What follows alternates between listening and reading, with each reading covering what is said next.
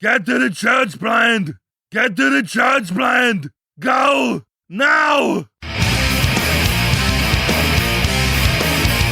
I'm Pete Mitchell, and he's Peyton Jones, and you're listening to Hardcore Church Planning, the companion podcast for the Church Planner Podcast and Church Planner Magazine. Each week, we'll bring you interviews from planners who are in the trenches making it happen right now. These active church planners bear it all, share their successes, their failures, and what they'd wish they'd known when they were first starting out. Listen in to discover how God is working in their church plant.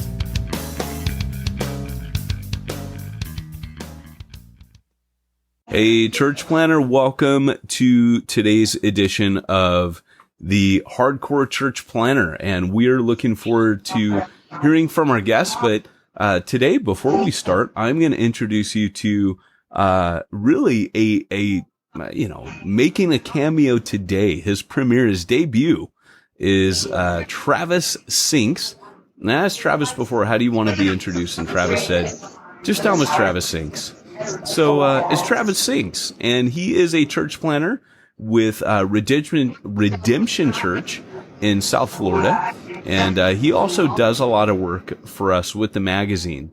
And since the new year, Pete Mitchell, my partner in crime, has kind of been giving himself more into helping bivocational church planners get on their feet. And so he said, hey, I'm going to have to devote more time to this and less to these interviews anyways. And besides, Pete felt he only really contributed to the fight question at the end. So, Travis, welcome on. And Travis, introduce yourself, and then you're going to introduce our guest today. Thanks, Peyton. Do you hear that music too? Or is that Peyton? I do. I don't know. I don't know who that is. Is one of you singing? At least it was good music at least. But I don't know about that. Yeah. Yeah, for first time talker, long time listener, that type of thing. No, loved everything on this podcast. Glad to be able to be part of it. Like you said, assistant pastor of a church plant in Florida, and glad to be part of what God is doing here. And since moving down here 5 years ago, we actually were able to meet another church who is literally like 3 blocks away.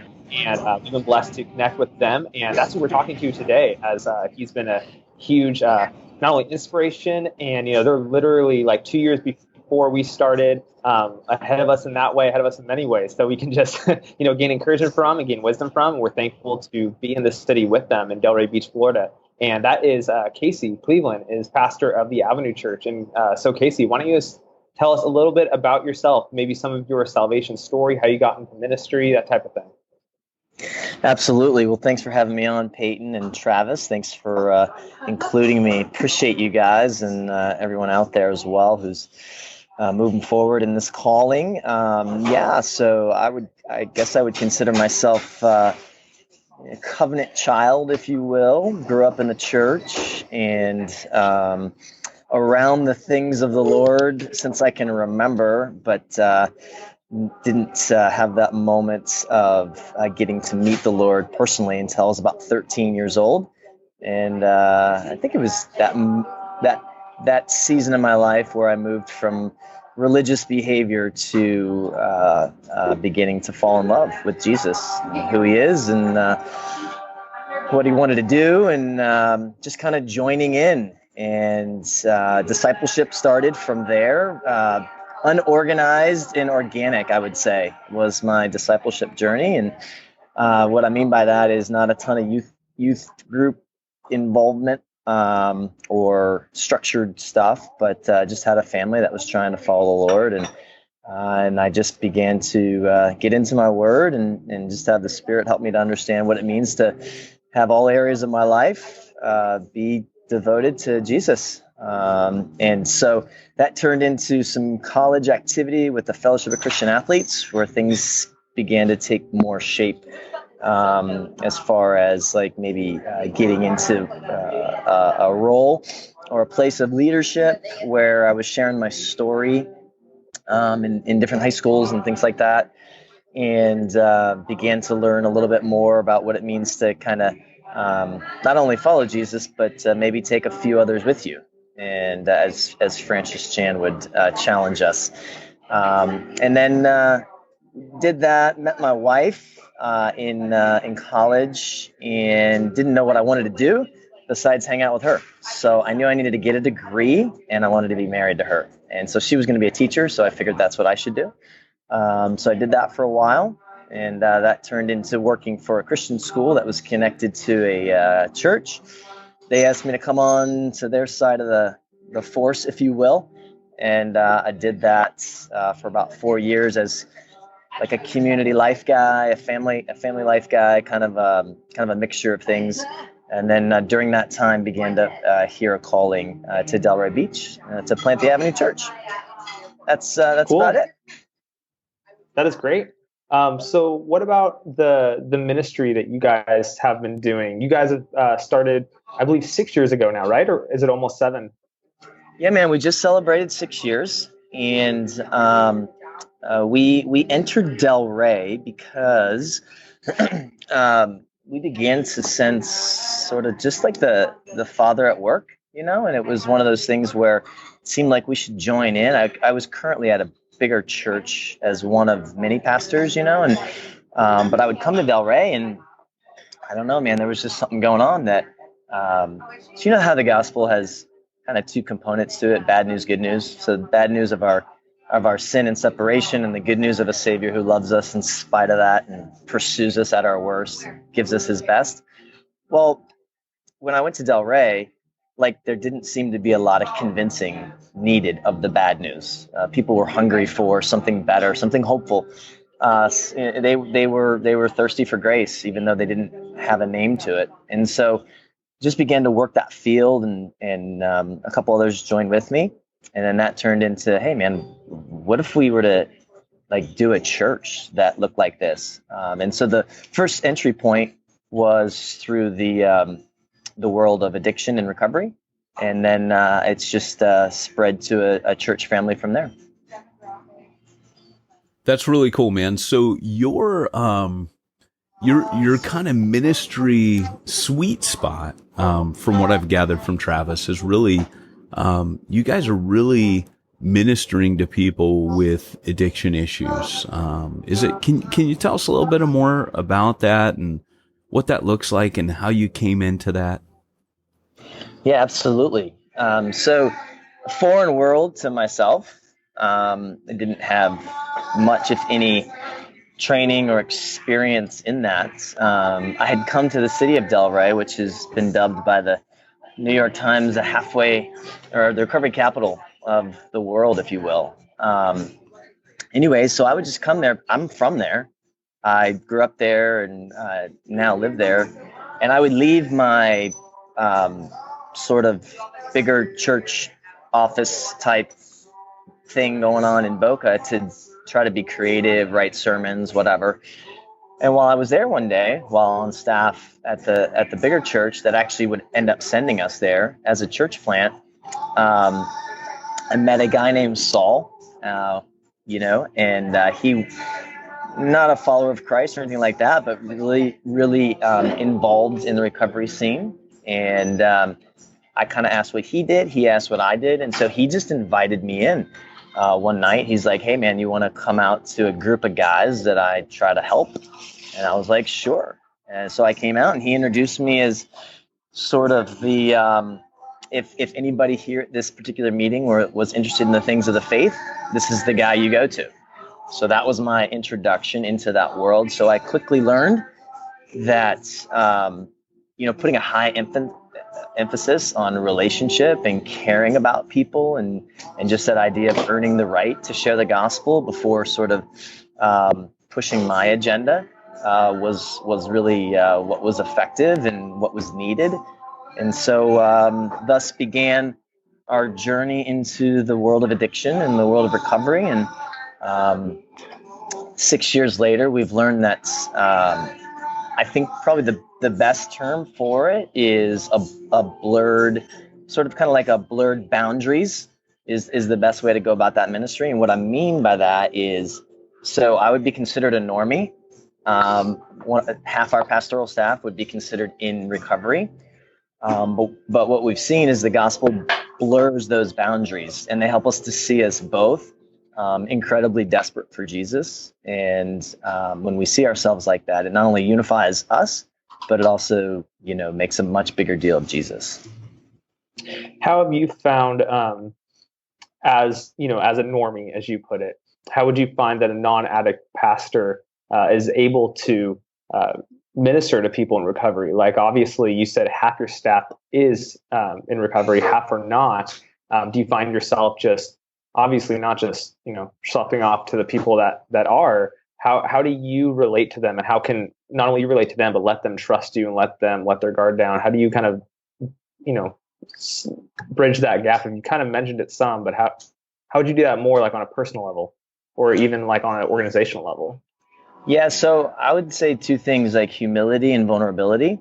So the first thing, humility, would be we just kind of went in as a church plant as first and foremost learners. Like, we wanted to learn our culture, we wanted to learn the people that God had sent us to, and just want to learn who they, because you can't love who you don't know, right? And so we just wanted to know that demographic better. And so in the midst of learning, we thought maybe like, hey, we were going to be good news. You know how like the kingdom of God invades dark places. So we thought we would be good news to those walking through recovery. But what we found was, and thankfully because we went in as learners, they were actually good news to us. And the recovery community began to shape and influence the sort of quote unquote church community. And it was this like really cool symbiotic relationship where we were helping them to meet the person of hope that they had actually longed for, named Jesus. And they were helping us to actually do life together in a way that was authentic and caring and loving, in a way where we didn't have to hide who we were or how we were struggling. And so there was like, first and foremost, I think the most practical thing was that we just tried to be learners. And when we became learners, we actually became shaped by that culture. And then secondly, as a result of that vulnerability. So as a normie, the more I began to learn how to actually do life in a healthy, authentic, and open way, the more vulnerable I became. And as I grew in vulnerability, that I also grew, I think, in like people trusted me.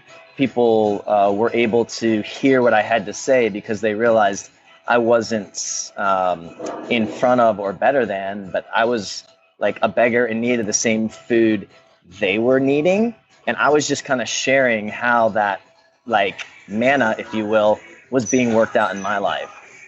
So those are the two things, humility and vulnerability, I think, which has helped a normie like me to be sort of grafted in to the world of recovery and vice versa. So the world of recovery now has been grafted into the world of the normie because like the gospel frees us to not perform or pretend, right? And that's kind of like the vibe that not only recovery has, but also like the church should have. That's really good. So as you kind of started noticing your church plant, from its very infancy, how did the recovery ministry play in? Because obviously it's very time consuming. Anyone who does recovery ministry knows it's not just a meeting once a week. Obviously, we talked before, and I'm an RN, and I did a bit of psych nursing and worked some rehab. My wife always says, when you tell people you spent time in rehab, you should tell them you meant you were working. And, but same with psych, because I think, people look at me and think, oh yeah, I could see that. Yeah, you were in the psych hospital. I get it. But as you watch that unfold in your church plant, obviously there was a lot of adjustments you guys had to make, to incorporate, I can talk sometimes on my podcast, incorporate things, into the life and the rhythm of the church plant. Now, what did that look like for you guys? What adjustments did you have to make? And, how did you have to accommodate this new way? Because it's very much a discipleship thing, isn't it? Yeah, for sure. I think a couple things come to mind when you say that. We love the word rhythms, so I'll speak in those type of terms as far as rhythms and some adjustments. So we kind of had to move from like programs to people, I guess you would say. So when you're walking through somebody in recovery, well, first of all, like it's that first mind shift, I think, for all of us to realize that in the gospel, we're all recovering from the old man and being renewed into the new man. And so once we begin to have that mindset that is more holistic rather than, hey, this is just a demographic, then we begin to shift from like trying to fit people into our pre-existing programs that maybe we came up with, into like really trying to invest in who these people are and what are their needs. And one of the greatest needs that I think the AA model promotes is this sponsorship, is this high emphasis on relationship. So basically, if you want to get sober, in the AA model, you go to meetings, you get a sponsor, and you work the steps. But all of that takes, as you said, time and relationship. And so we use a biblical word for it called discipleship, and they use another word for it called sponsorship. So it's actually the same thing. It's just that they were doing it better than we were. And so again, going back to the learning aspect of it, they had a group gathering, but then they also had like that one-on-one rhythm where it was consistent, and it was probably a higher commitment than what we were used to, being able to walk alongside somebody through both the good and the bad, with some intentionality. And so I think our focus had to shift from having like well-polished programs and trying to fit people into what we thought would work for them to actually meeting people where they were, and creating time and margin for people. So that was the first things that shifted for us, is the focus from programs to people. And then I think the second thing that shifted for us, what was a structure thing. We kind of shifted from a traditional small group model, which is what we were trained in, to more of a missional community model, where there's basically missional community just has a greater emphasis on really the gathering and spending time with one another and being family that's sent out on mission together, rather than just a once a week meeting for like an hour and 15 minutes. So those two things, the focus more on people and the structural change where we kind of created more family settings, I think were helpful. I think philosophically, I would say, we just had to get more comfortable with getting dirty, like getting messy, if you will, and being in situations that we've never been in before. I think we realized that grace is unorganized and not predictable. And so for us, having to walk through giving grace and then receiving grace, like what does that look like? So the gospel becomes a real thing in that setting, because it can't just be talked about. Jesus came 2,000 years ago. It has to be lived out, and it becomes a very real application when you got a guy who's in recovery who's like, "Hey, man, I'm struggling with 30 days, man. I can't make 30 days." And you have to embody that. You have to live that out. And really it becomes a physical, hands-on demonstration of what God does with each one of us. Cause I always like to tell people, my name is Peyton Jones, and I'm a recovering sinaholic. Jesus is my sponsor, right? I mean, that's salvation. That is the walk that each one of us walks in Christ with the gospel. And so I love that. Let me ask you, can I ask you a question that you're not really supposed to ask church planners? It's kind of like asking a man, "Hey, how much money do you make?" You're not supposed to ask those questions. But I have a reason for asking this question. It's that question for church planners. What's your size right now as a church planner? How many people are you running? And there's a reason I'm getting to this. It's the don't ask me questions. It's like saying, "Hey, show me your underwear right now." It's just not polite, It's the questions you ask on the other podcast to Pete. Yeah, this is more like smack talk on the other podcast, but yeah. Okay, so we do covenant membership and then attendance. So those would be our two numbers. So like covenant members, if you will, I think we're like 125. Okay. And then like on a Sunday, we're probably around 220 to 260 given the Sunday. So you're in the top 10% in America. You know, a lot of people forget that 90% of the churches out there are less than 200. So if you're in that number, church planner, cha-ching, you know, you're in the money. You're right there. You're 90% of churches out there, not church plants, but churches in America are 200 or less. So, you know, top 10% here. So Casey, on this, the reason I'm asking is as a church increases in size, we talked about those rhythms. The dynamics really change in a church plant. You know, you start hitting 75 and it feels different. You interact with a body of 100, 75 people differently. For example, when you can lead a room effectively, a crowd effectively of 150. Really, if you have what Spurgeon calls, you have the double chest proving you're a preacher. In those days, they didn't have amplification. So he's like, barrel-chested men, God calls them to a ministry. He has a chapter called Ministers on Slender, Words to Ministers of Slender Apparatus. And he basically says, you're not called. God didn't give you the hardware. So just don't worry about it. Find something else to do. But we have mics today. We have mics today. So, most of you 200 years ago, you wouldn't make it. But no, I'm teasing. But here's the deal. You would just lead 90% of the other churches. You wouldn't do what Charles Spurgeon would do. That's right. But the reason I ask is as your dynamics change, right? Like 150, it changes yet again. And I know people have those, reaching the such and such barrier. I hate that stuff. I'm not going there. But what you're talking about is something that has to scale up. As your emphasis has been on quality, not on quantity.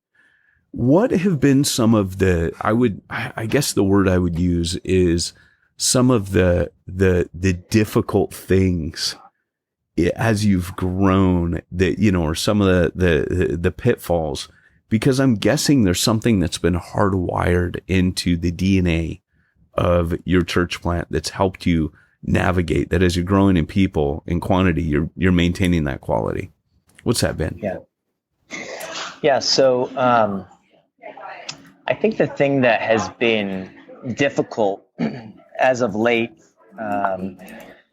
would be, as you mentioned, just this issue of alignment and trying to unify us for mission. So for instance, our mission is not creative. We just follow, the mission Jesus gives us. Let's make disciples and make disciples. And, but that can mean a lot of different things for a lot of different people. And as we've grown, I feel as though it was much easier to be unified with 120 people than it is with 220 people. And especially when, half of those people may not be committed as per your definition. And so I think alignment has been difficult for us as we've grown. I think that we have a revolving door. Well, I know we have a revolving door, and that's been a difficulty. So there is a ton of churches out there who have a ton of the people who have come through our church, and there's a lot of reasons for that, I think. But one of them is just that it seems like the people we're connected with, but we might be at like a ceiling. It's like, okay, so everyone's connected well. We're all walking alongside somebody in a missional community per se, but that doesn't leave a lot of margin for the new person to find their way in. So those have been some of the challenges. I think in the midst of that, as a church planner, sometimes I'm afraid I'm not really sure which metrics matter. I don't really know how to set goals. And so what we've tried to do is, stay away from, like traditional numbers. We're kind of a response against that. But in so doing, I wonder if maybe we haven't, missed ways to strategically keep our DNA, but also move forward as a church. So that, I don't know, man, that's kind of where we are year 6, just trying to figure some things out like that. Very cool. Travis, anything kind of burning on your heart here that you want to ask him? As long as we get him and we're paying him nothing. Yeah. Your hourly rate's about to increase. It's about to double. to saying. Here comes the $1 million yeah. question. I'm ready. Phone a friend. No, yeah, right.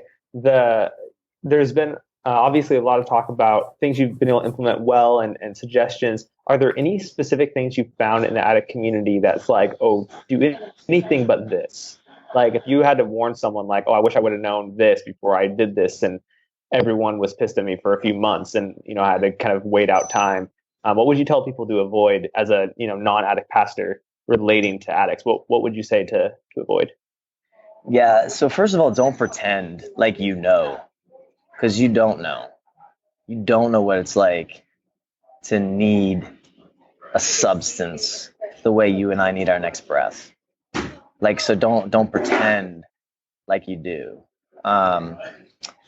Number two is they like anybody, but especially that demographic, they don't need a quick fix. So don't do that. Don't scripture grenade them. Don't even nice thought. Quit dropping nice thought bombs. Like Hallmark cards. Yeah.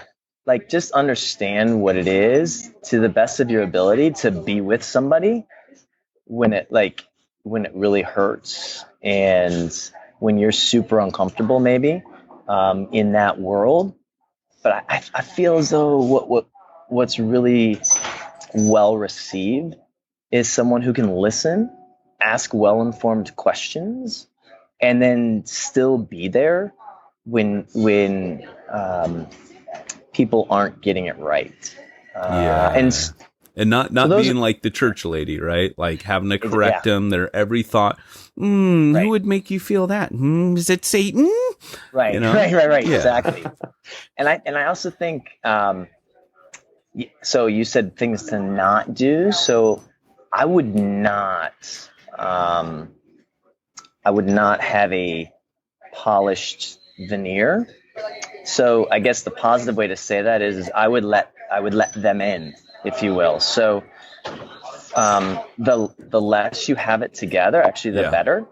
Yeah. And so what I mean by that is, so like I have an ongoing struggle with anxiety. It's very present and real to me, and it makes me very needy most times. And I never want it. So I'm always waiting for it to be sanctified away. And Jesus just doesn't do that for me, but he creates an even seemingly greater need for him. And then he fills it in this really sweet way. And so I have the opportunity to talk about that out loud and allow people into my own struggle, my own chaos, or I can try to go get fixed on my own between Jesus and me and then come back as their polished pastor. Well, don't do that. Don't do that. That's going to kill you. It's going to kill your church. And it's going to create an environment where you don't attract other needy people, but you attract other fake polished people. Yeah. Very cool. Hey, speaking of, being real and being honest, this is the time where we ask you to reach down deep and bare your soul. And I picked up from your language that you're a reformed guy, right? If I'm using my field manual, you haven't used words like gospel saturation or those, but I'm reading between the lines. And so we have this question we like to ask every episode, and here it comes. What we like to do is we like to pick someone from the church planting world, and we like to kind of pit you against them. And we like to ask the question, if you were to get into a physical fist fight with Matt Chandler, who would win? Oh, well, I mean, I think for sure any guy who has battled and beat cancer, he would win. Yeah. So I'm going to give him the nod. Brain cancer at that. I know. But one thing you might not know about me is I'm super scrawny, but I'm really fast. Yeah. So I don't feel like I would be harmed too bad because of my escapism skills. Nice. I like it. Because I'm guessing that Matt, I saw him when he was going through that. And, obviously cancer is nothing to laugh at, but, dude, his head, man, it's tough. And, he might go in for a headbutt, and I think you could dodge that faster than a fist. For sure. But he's got long reach. I mean, you see his dude's arms long. He does. He definitely does. He's definitely but I like that. You say you're scrawny. I like that. A little scrappy. That's short man syndrome, right? We got to stick together. Absolutely. I'm with you. And Travis, you want to put money on any one of these guys? What do you think? You've heard it. Well, I was going to point out his running because I used to work at Starbucks, and I'd be up at 4:30 in the morning, and he would be running down the sidewalk. Hey, Travis. And I'm just like, dude, who's up at 4:30 in the morning running? Like, this is insane. So I definitely agree. He could definitely get out of the fight if necessary. Casey Cleveland gets up and runs. He passes Starbucks at 4:30. Who knows what time he's up? Oh, yeah. And we're still a mile from the beach, so he's going to run on the beach for a while too. So, Casey, if our church planners want to, if they want to listen to my train, you just go to www.hardcorechurchplanning.com. That doesn't exist. Please don't steal that domain name. Travis, get right on that. And gotta get it. We do now. But hey, Casey, if people want to pick your brain and they want to find out, hey, how do I get in touch with you and milk you for some of this rehab goodness or recovery goodness, how would they get in touch with you? And is there a website? Is there a place, a portal that they can reach you through? Absolutely. Well, we do have a website. It's theavenuechurchdelray.com. But then just a direct email, I'm totally cool. Yeah, if I hit us. Just shoot it out. It's Casey at theavchurch.com. So CASEY at theavchurch.com. All right. Well, hey, this has been Hardcore Church Planning. I want to thank our guest today, Casey Cleveland, and my co-host. He is a millennial. If you didn't pick that up, he has worked at Starbucks to prove it. And Travis Sinks, thanks for being on here as a guest host. And we appreciate all you guys out there listening. And Arnold, sign us out. Remember, if you are called to church planting, go hardcore or go home. You've been listening to Hardcore Church Planning. Hardcore Church Planning has been brought to you by the Church Planner Podcast and the Church Planner Magazine, which is available in the App Store for both Apple and Android devices. If you like this episode, leave us a positive review. If you didn't like this episode, we'll be happy to give you your money back.